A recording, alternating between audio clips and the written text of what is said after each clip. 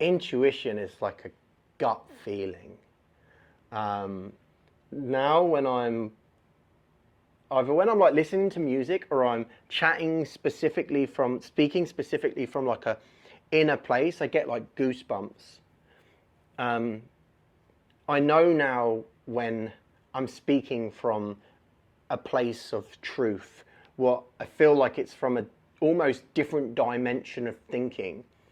That's your intuition. Now, logically, in a business world, that's key and at the forefront of what we do. You know, I have people around me that are there specific for a logical reason for the betterment of the business. But you can't beat the goosebumps. It's like sometimes logic, although may seem the right way to do things, because we live in this world that's totally driven by logic and so one-dimensional, like A to B to C to D to E to F, 1 to 2 to 3 to 4 to 5, that we miss the point that nothing in this world is linear. And when you listen to your intuition as like a guide, I think those decisions are what potentially transform businesses over the standard baseline logic which we need to use on a day-to-day.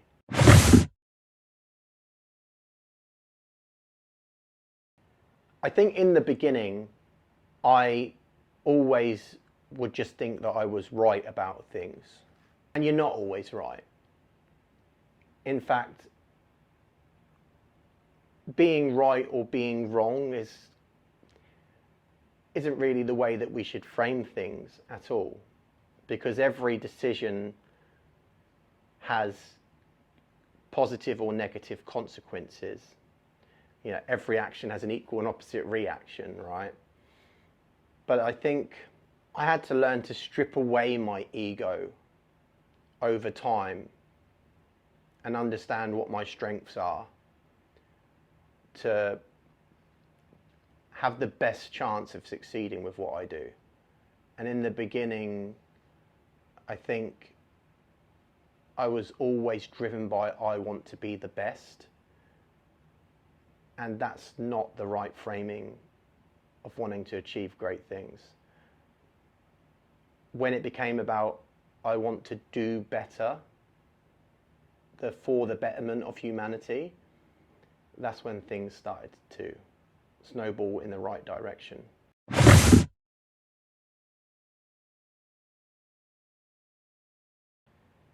Ruthlessly effective is a total subjective way of thinking.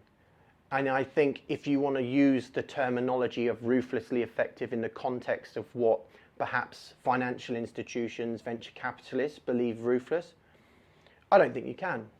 An entity's goal is out and out for financial gain, and they want you to be ruthless in the attempt of financial gain. I think it's almost certain that you are going to move yourself away from an aligned path of what your purpose is.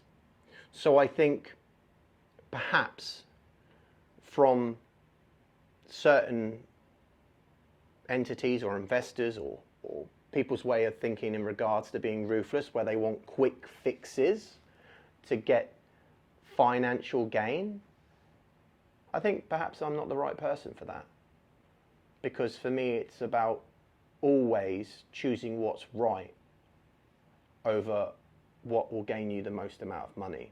But I do also have the belief that if you do choose what's right, in the longer term, you're going to be the one that's laughing.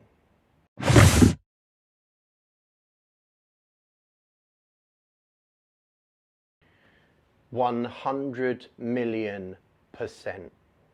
My entire thought process of what I'm doing is to improve the betterment of is for the betterment of humanity. It's to raise the collective consciousness of humanity. It's to make people understand what really matters in this world and to redivert the distribution of wealth away from corporate entities, dead entities, to the people, to ensure that the breadcrumbs are being laid for our children, the future of humanity, to move in the right direction, where I believe for the last 100 years, during using the existing financial system, people have been unconscious to the way it actually works, actually financially enslaved with not realizing it.